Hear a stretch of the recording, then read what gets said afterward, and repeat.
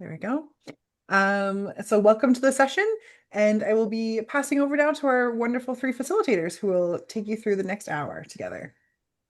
Beautiful. Thank you so much, Courtney, and good afternoon, everyone, and welcome. Thank you so much for joining. My name is Annabelle Liao. I'm a project lead at Create Climate Equity, and I'm here alongside my colleague, Kim Merriman from BC Indigenous Housing Society to share learnings from the Clean Mobility Project, which is a community pilot bringing free transit and shared EV access, among other things, to residents at two affordable housing buildings in Vancouver.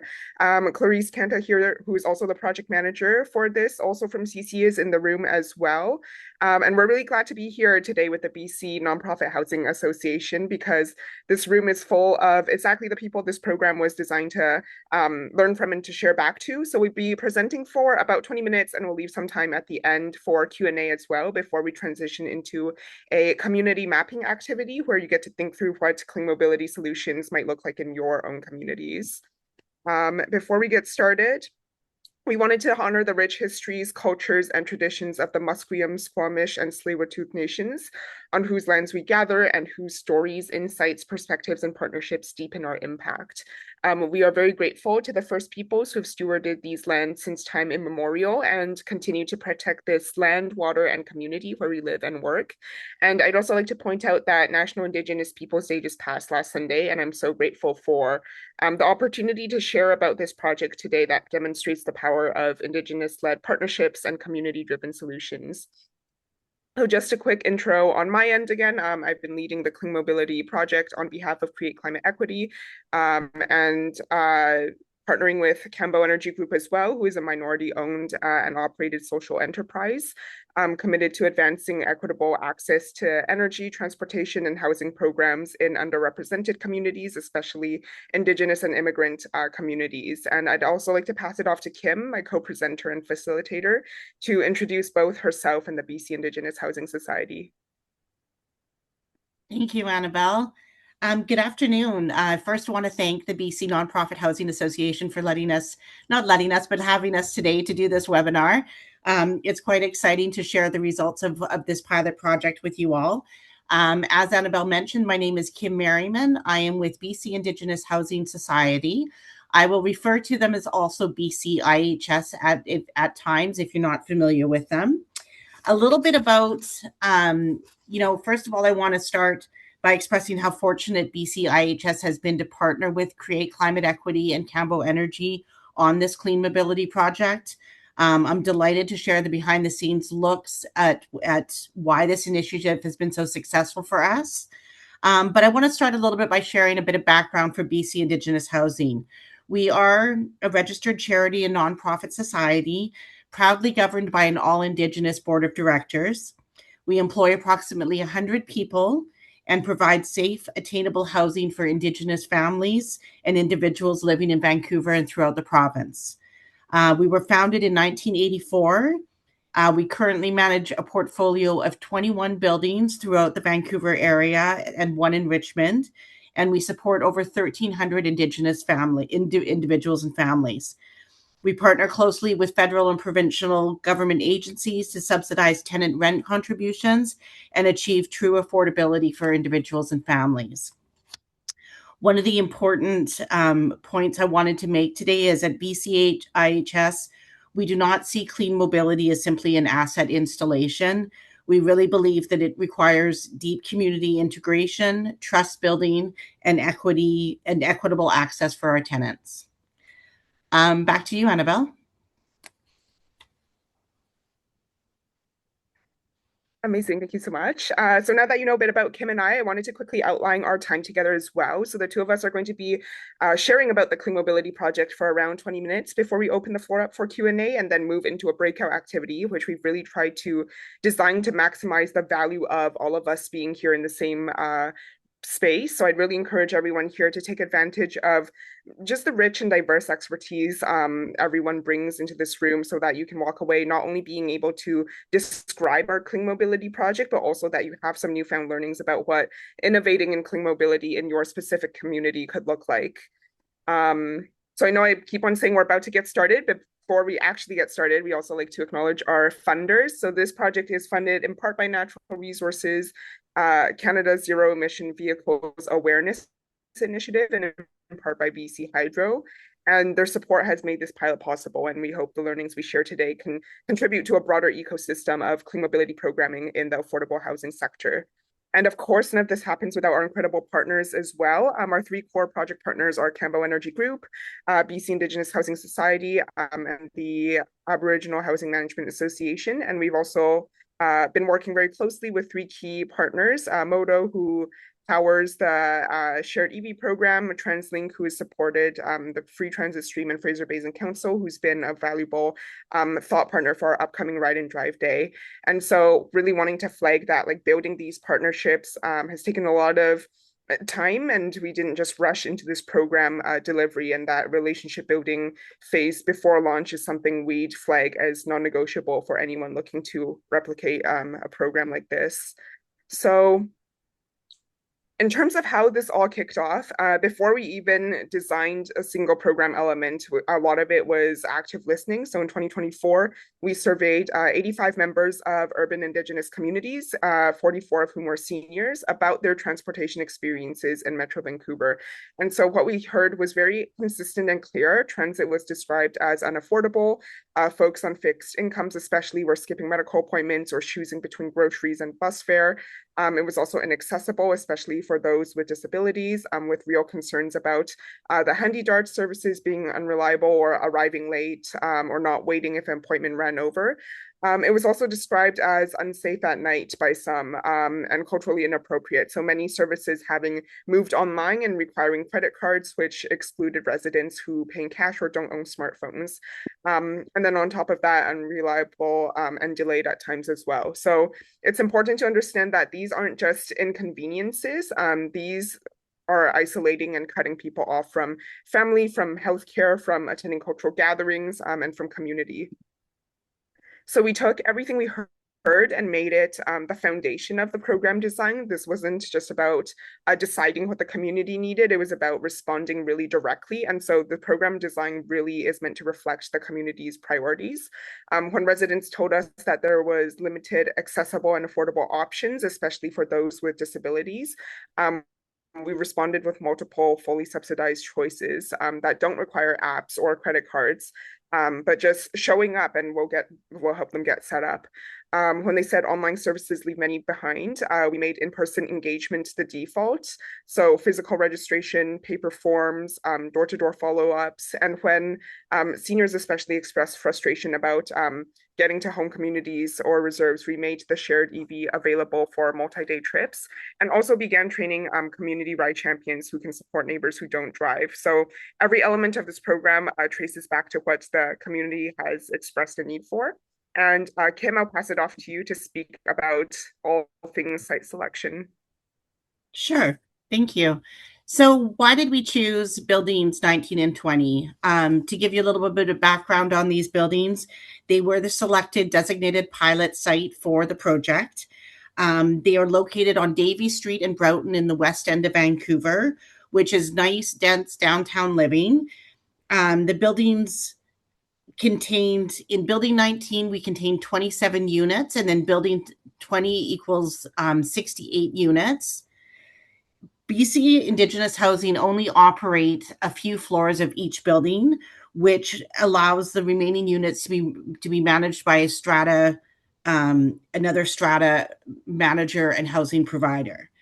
Some of the key reasons why these buildings worked for the pilot project were both the buildings offer affordable below market rent options. So residents living at these buildings heavily depend on public transit and the benefits that come with dense downtown living. For our tenants, even in a walkable downtown location with access to transit lines, localized, clean, multimodal solutions are severely needed to alleviate the crushing financial burden of private car ownership. One of the site considerations for this project was technical readiness. The site features newer, accessible, and secure underground parking.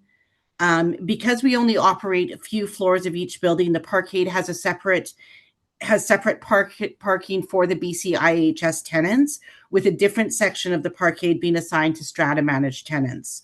The shared EV is easily accessible by tenants from both buildings and does not require special access. So that was really key for our tenants in having that easy accessibility. Crucially for this pilot, the infrastructure was already existing and capable of supporting a level 2 EV charger, without requiring any structural or electrical upgrades. We were able to dedicate a permanent stall with signage to prevent other tenants or guests from accidentally parking their vehicles there. And so it was easily recognizable to the tenants. And lastly, another consideration was the time it takes to charge an EV. A level 2 charger is typically ideal for a shared residential EV. We found it struck the perfect balance of being fast enough to allow for multiple bookings per day, yet didn't require the massive electrical infrastructure or high demand charges of a fast DC charger. And moving into the actual program components as well, I wanted to briefly break down the different streams of our actual clean mobility project. So we have 4 main streams. In our free transit stream, residents receive fully subsidized unlimited use compass cards for their daily travel needs, whether that's commuting to work or getting to medical appointments or visiting family. And in our shared EV stream, the community gets free access to a designated electric vehicle, like Kim was saying, for visiting home communities or attending cultural events, grocery hauls, carpoolings, whatever they need. We also host and facilitate educational workshops and gatherings where we share program updates and collect ongoing insights to make sure that the program is working for people. And later this summer, we're also going to host a Ride and Drive Day, which we envision to be a block party style community event where residents can safely test drive or ride in an EV and increase their level of comfort and confidence with them. So in terms of what we've accomplished so far, we poll our metrics monthly, and as of the end of May 2026, here's where we stand. We have 50 residents enjoying free transit. Over 3,400 total transit trips have been taken since this stream launched at the beginning of December. Around 210 in-person conversations with residents through 17 of our weekly info booths, 103 shared EV rides. 9 people have registered as drivers so far, and we've held 3 clean mobility gatherings and workshops. So these numbers really represent sustained and ongoing engagement and the rapport that has been built with the community. So residents are returning to the program. Some residents are engaging with the Clean Mobility Project through multiple streams. They've introduced their neighbors, and in some cases actively supporting each other's clean mobility as well. So now that you're aware of some of the key outcomes, I'll pass it back to Kim to talk a bit about what managing a project like this actually takes. Great, thank you. So before committing, we held very deliberate conversations between our board of directors and our executive operations team. Our goal at BCIHS was to actively balance the immense social equity benefits for vulnerable tenants against the unexpected operational risks and unknowns. So we'll start with the honest operational challenges faced. Strata and logistics. Navigating strata concerns in a mixed tenure building required clear communication, as did managing overall parkade logistics with another housing provider involved. We had to ensure we were not stepping on toes, so to speak, with the existing strata manager of the building. We had to look at staffing capacity. We minimized, to protect our staff's time, we minimized operational impact by establishing a seamless, low-touch system for Modo key distribution. What this looked like was under the Modo business account, Modo helps activate fobs, and we're responsible for assigning and distributing them to the tenants.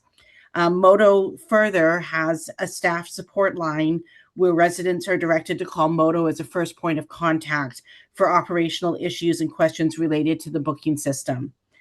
Electricity and cost tracking.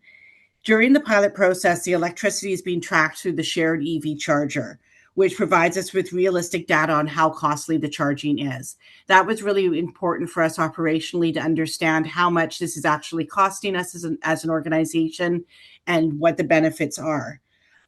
Luckily currently for the tenants, there are no costs associated with them booking this vehicle, as it's been fully subsidized through the project funding.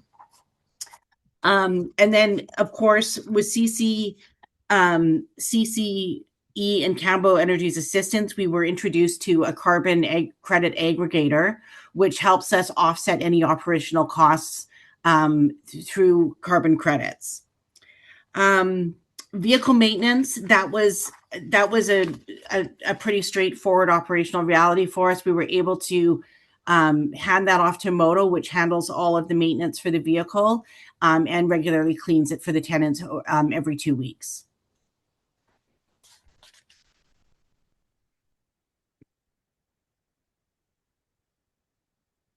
Sorry, just one moment here. Operational frameworks. Sorry, guys, checking out my notes here. So operational frameworks must be built from the ground up using a culturally safe model where tenant dignity and shared ownership are placed at the forefront. That was really important to BC Indigenous housing and protecting our tenants. Aligning with Cambo and CCE ensured this program removed barriers rather than creating them. As Annabelle mentioned, we have held 3 workshops to date. We've got the 4th one coming up in August of 2026, which is our Ride and Drive Day, which will be our block party celebration. What these workshops did were they demystified EV sharing and charging technology. They walked the tenants directly through driver onboarding signups and hand-on parking training, and they gave our tenants the information needed to be confident in their approach to mobility solutions, which was an important one. I know myself, I haven't had the opportunity to drive an electric vehicle to date. And so it was really good at kind of allaying those fears of what that looks like. Amazing. I also want to build off of what Kim's lessons learned that she's prompted and talk about why we also frame this as a climate program. So this really is taking a solving a multi-pronged approach that combines mobility justice with climate action. We're addressing obviously the cost and transportation barriers for folks while simultaneously reducing emissions through increased public transit use and EV adoption, which also, and then at the same time, provides dignity and independence. So really showing that climate action can be a tool for social justice as well. And we're really proud of the partnership structure that combines housing providers and transit agencies, car sharing services, and community organizations as well. We also want to be honest about some of the challenges we've faced because I think there are lessons the whole sector can learn from. Communication especially can be quite complex. Participants may forget scheduled pickup times or not check mailboxes regularly. And this isn't a program or community flaw. It's really just the reality of the environment that we're working in, where everyone has so many pressing daily priorities. So we've intentionally embedded a lot of redundancy and flexibility and multiple touch points into our program. We show up in person, we post notices, we, visit door to door sometimes when people forget to pick up compass cards, and rapport building and trust isn't something that can be rushed. So showing up at these residences once a week or once every few weeks for months, not just to deliver a program, but to build positive relationships has been really instrumental in the success. Residents also are quite cautious about privacy. So we've been very clear about the extent of their transit activities that we can see, what data we're collecting, why we need it, and who has access to it. And this transparency has also been key to participation. So before passing it off to Kim again to round us off, I wanted to close with the voices of the residents themselves because their feedback really speaks to why this work matters. There are a lot of key themes in folks' feedback, which I've highlighted in some of the anecdotes that you can see on the screen. A lot of increased mobility comes with not just saving money on transit itself, but also being able to save money in other places too. So with this Compass card, people can travel further outside of the downtown area to access cheaper groceries and more variety. And while traveling, they're not scared of encountering transit police and the $173 fines. And not only have folks said that they can see more family and friends, but they can also see family and friends for longer because they're not worried about making it back to the bus stop within 90 minutes to avoid another fare being deducted. And especially with the shared EV as well, monthly budgets are something that has been continuously brought up by participants. For community members, the $50 or $100 or upwards of $200 saved every month spent on getting to work and medical appointments and anywhere else we need to be is a huge relief. So from the feedback we've collected so far, these testimonials, I think really highlight not just the financial relief, but also the dignity and the safety and the expanded access to community that this clean mobility project provides. So Kim has a beautiful sentiment to round us off with. Yeah, so one of the key results we found was that there really is a non-negotiable for future scaling. For other housing providers that are looking to replicate this model and this pilot project, technology and vehicles are really adaptable. And we found that through working with the tenants. But truly centering equity, community voice, and face-to-face trust is entirely non-negotiable. And that was really the key to our success in this project. Amazing. So that kind of that wraps up our sharing. I'd love to open the floor for a Q&A now. We'd love to hear any thoughts or questions or comments you may have. And as the people on the ground delivering this, hopefully be able to provide some answers back to you. So I think this can just be very informal dialogue. If anyone has anything they'd like to share or if they have a question, we'd love to hear from you now.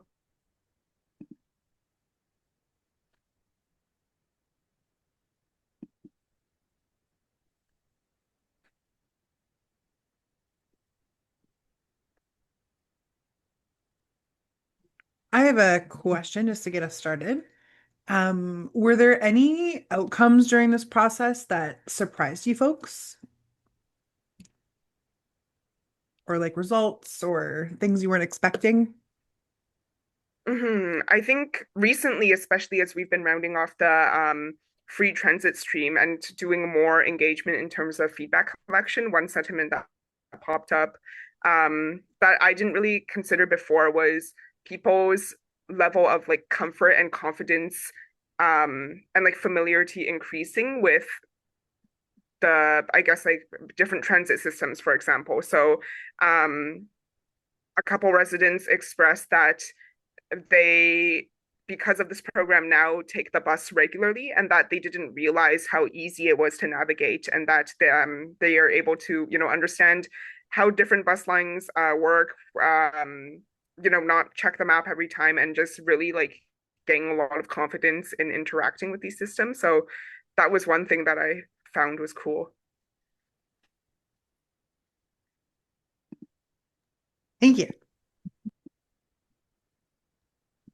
There's another question here in the chat from Sarah that says, was there anything you would do differently if you had to do the pilot project again or replicate it in another building?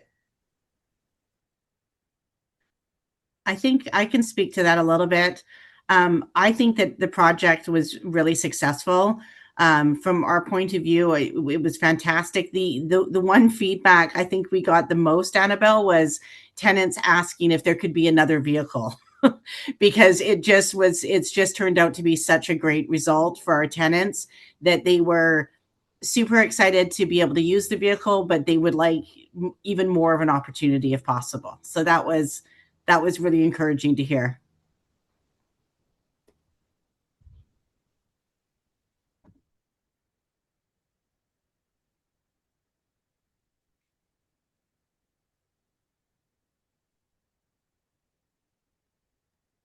One from Taylor.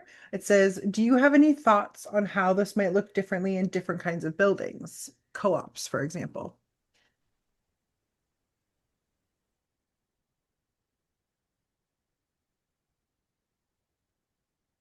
Do you want to take that one, Annabelle? I can't really think of, different, how it would look different. Let's see. It could look different, obviously, with the demographics, the how many people you have that are looking to share the vehicle. There's so many factors that can affect how successful the pilot would be. But I imagine it would be equally successful, and there's lots of different ways we can make that work. Mm-hmm. Yeah, building off of what you said, Kim, in terms of different types of buildings, that's not something I've given as much thought to compared to like the actual community demographics. So looking at like how many families with small children are living in these types of buildings, what are people's different transit patterns, right? Are people like needing transit to commute to work like every day and get to their 9 to 5, or are people wanting to visit family, in Seattle or on the island for multiple days? So that I think that really informs what type of clean mobility solutions we're delivering, even for things like for this project, like micro mobility and like e-micro mobility. So things like scooters and electric bikes and that sort of thing hasn't been emphasized as heavily, because that's not a solution that accommodates the need of a ton of people living in the building. I see another one from Sarah in the chat. What advice do you have to other housing providers who might want to replicate a similar pilot? And how can societies work with BC Transit?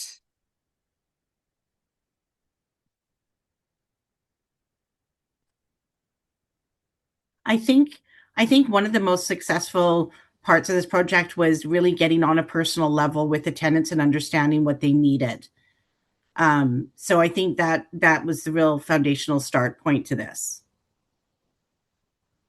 I definitely agree. I think showing up in person every week and having the community know that, you'll be in their lobby once a week from, these approximate hours, and that they're open receiving any sort of feedback has been really instrumental in making decisions as well for like different streams of the program. Yeah, just understanding the tenants really well. For us, it was a lot of seniors and people that didn't have the accessibility, even have the apps in hand, which was really helpful having the in-person contact.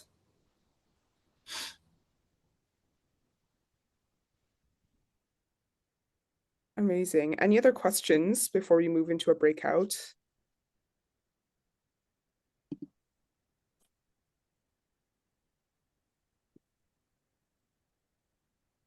Okay, I'm thinking with the number of people in this room, should we split into 2 breakout groups instead of 3? Sure. Yeah, absolutely. I'm setting it up now. I actually set it up, so I'm opening the room now. Awesome.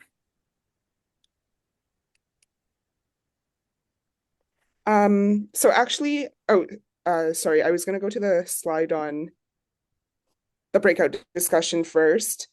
So we'd love to turn it back over to you. We're just gonna spend a few minutes in a community mapping activity where you could think about what clean mobility could look like in your own communities and buildings.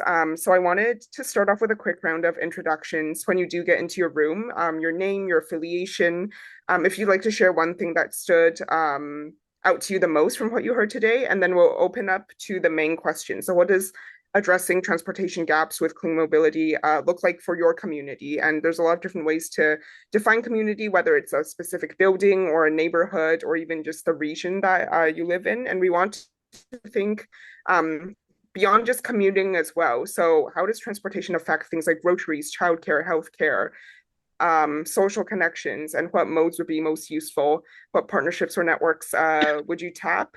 So during this time, if there's anything you'd like to draw from our experiences or anyone else in the room, really tap into the rich expertise present in the room, whether through Kim, Clarice, and my experience managing a project like this, or also just the backgrounds of all of our attendees that they're bringing with them today. So you'll see a whiteboard with a bunch of sticky notes. I think the link to that whiteboard will also be in the chat. So you can feel free to post your thoughts on the whiteboard as well, and it will close with a group share back.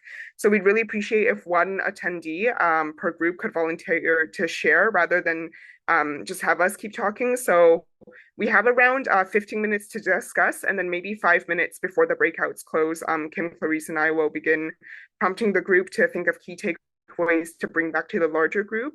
So if we could begin wrapping up at around 12:45 and electing one person to share the key insights from your group before the breakouts close, that would be super appreciated and amazing. So I think the breakout groups can be opened now, and then the link to the whiteboard shared.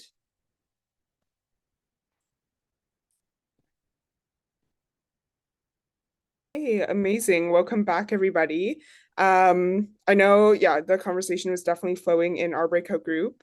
Did anyone want to share yeah, I don't know for the other breakout group if someone was elected to share back.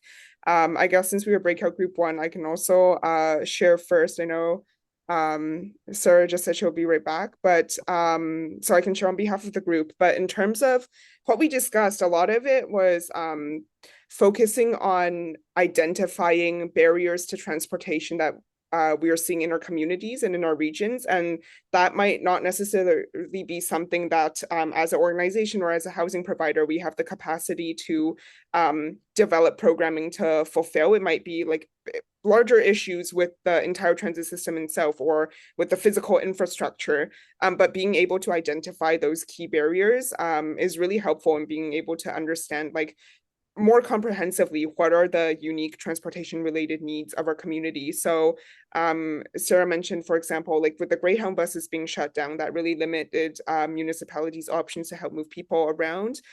Christina also spoke a lot about, for example, the lack of a low-income transit pass and of the current sustained advocacy for that, and also how some bus routes are being cut or stops within routes are being cut. And for people with disabilities or mobility issues, a couple of blocks can really make the difference in accessibility. Alongside the fact that a lot of bus stops increasingly don't have proper shelters for folks waiting, as well as that there's a lack of access to washrooms along bus stops, which really affects if you have kids, like being able to comfortably take transit. So those were a few of the key things we discussed. Again, not really talking about like what programming we can deliver to fill these gaps, because a lot of these gaps may be out of like housing providers' hands, but being able to like pinpoint specific challenges that people in our community are facing. So I'll pass it off to the second group if someone wants to share. Sure. Clarice, I know you've got it up on your whiteboard. I don't see it any longer. Oh yeah, no, I send it to Taylor because it's a link perfect. we So can, Taylor, yeah. you can see it there. Yes. Would you like me to share back to the group? Sure. Would you mind? That would be great. Yeah, no problem. Maybe I'll just speak from like what I heard most from others. I I heard that there can be challenges. You know, it's one thing to be in a city and to have access to integrated transit and multiple modes of transit, trains, buses, subways, bikes. But more remote or rural or northern communities don't always have that access. And at the same time, not everyone, for many different reasons, either has a license or feels comfortable to drive or is able to drive, is safe to drive. So just trying to find solutions. And I think like your project already addressed some of those with the champions, the The EV driving champions, champions. the driving Yeah. champions, to be able to like still provide people a way to get around, even if there's not transportation and they themselves don't feel comfortable driving. Some of the other things that we brought up were safety from different routes and different times of day. Also, it can be difficult to do large, like if you need to go and purchase large amounts of things, transit isn't always the easiest way to get around. If you need to, let's say, purchase a lot of things for your children, or if you have a pet, or if you have young children, you don't feel comfortable or are not able to do those types of trips on transit. Having a vehicle can be a good way to do that. And then I think the last thing that we had mentioned was just around, especially in, if we're thinking about nonprofit and co-op housing, a lot of those buildings are aging and to have aging infrastructure. And so it's not always the easiest and simplest thing to implement a EV charging station. There might be some electricity retrofits that need to be done in addition. I think that's mostly what we covered. Yeah. And if I missed anything, feel free to add. No, that's perfect. Thank you, Taylor. Yeah, I really like what you said about accessibility within the building itself. That just reminded me that's something that came up in our breakout room as well about addressing mobility, not necessarily just through transportation. Some other things Christina brought up were the accessibility of buildings themselves. So not really supporting residents like getting offsite to different places, but even like within the housing itself, like are there good pathways? Are there like ramps? Do people already have mobility challenges within the housing? I I guess like building. So that was, yeah, I think that was a really unique sentiment that I hadn't thought about before. And kind of again like extends outside of transportation, but it's still very connected to mobility. Amazing. Really great to hear all of your insights. That kind of brings us to the end of the session. We have our website and email up on the screen as well if you like to stay updated or want to reach out. But overall, it was really lovely chatting with you all. There's still a few minutes left, so if anyone has any other questions related to the Clean Mobility Project in general or would like to stay behind or chat about something, I'm sure that's fine as well. But otherwise, really, really lovely to hear all of your thoughts and our time together in this way. Yes, thank you for allowing us to share. Thank you for this great work and summary.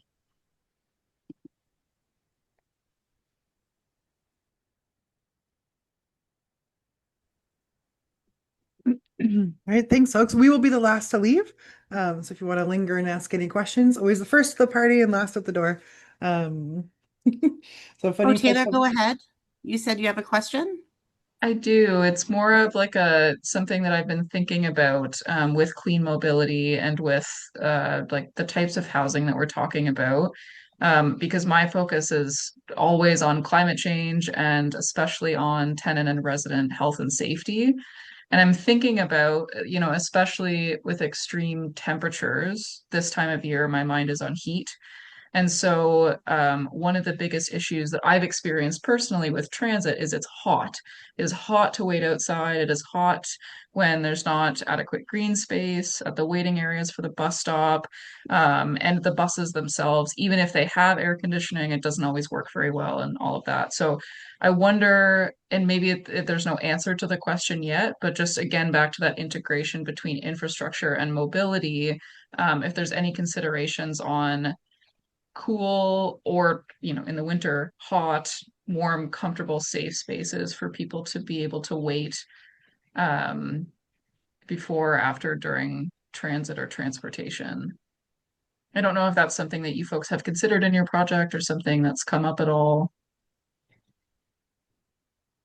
I think, yeah, from my end, that was kind of going back to what I was saying, like a lot of the barriers we addressed might not be something we can explicitly like or the barriers we identified might not be something we can explicitly address in terms of like, for example, like building better bus shelters and that sort of thing. But that definitely is something that has come up a lot when residents are conveying why they would or wouldn't take transit. So with a lot of the shelters being like, I don't know, like not fully enclosed, or it might be like a laying on bench, or it might be like partially covered with glass, still very exposed to the elements, or in the summer, like actually containing a lot of heat. That definitely is something that has come up for folks. And in terms of like the clean mobility gatherings and workshops we do, that definitely is a space for our folks to like raise those insights. But yeah, I don't know, Kim, if you have anything to add in terms of like the actual program delivery components. I would say like those are insights we've been hearing, I guess. Yeah, I think every building is a little bit different. But yeah, I would agree with what you've said, Annabelle. I don't have too much to add to that. Yeah, I think maybe I want to add something on that question because that's really important, especially with like, yeah, the health and safety of folks who are using like transit, etc. But one thing that I think it's also highlighted in our project is like the multi-stakeholder like involvement. So I think in that, and City of Vancouver and TransLink are one of our kind of like delivery partners. So I think surfacing these needs, especially as we wrap up, like we do this evaluation, get those like concrete anecdotes and data from the residents, I think we have kind of like enough to like advocate for like, better shelter, especially on spaces where it's not, they don't exist or there's not a lot of shading. So yeah, like our hope is for this pilot to be not the end, like we'll take as much as possible for its continuity to scale in other building, but also any advocacy that we can push forward to those who have this like the scope to do those improvements that you mentioned, Taylor. It'd be great if all of your work can inform then back to like improve the transportation, which improves access as Yeah. well.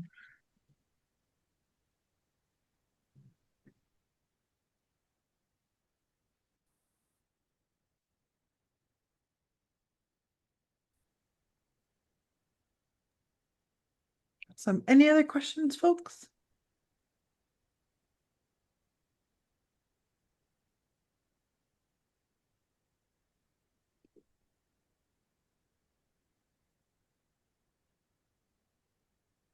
All right, I'll take silence as no, but once again, big thank you to Annabelle and to Kim and Clarice for organizing this and sharing, and for all of you folks for coming and spending some time with us today. Thank you very much. Thank you so much, everyone. Everybody. Thank you, everyone. Thanks all.